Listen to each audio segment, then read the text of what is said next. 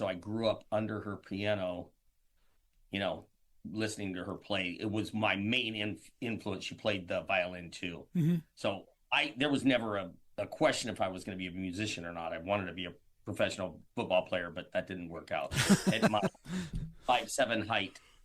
Uh, not quite built for it.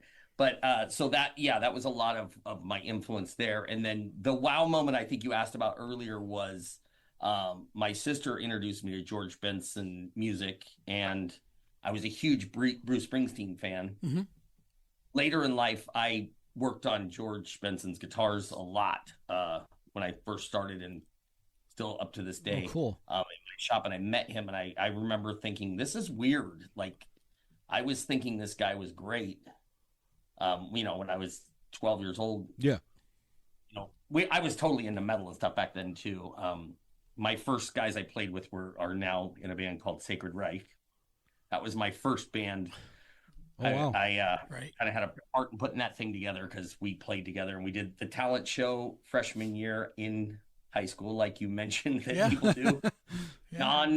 Non forgettable gig there. Yeah. So yeah, that's basically where my background was. And then the other one is Bruce Springsteen was a huge. Yeah, I loved him through the '70s and early '80s. And then Yeah. again, I met his guitar player.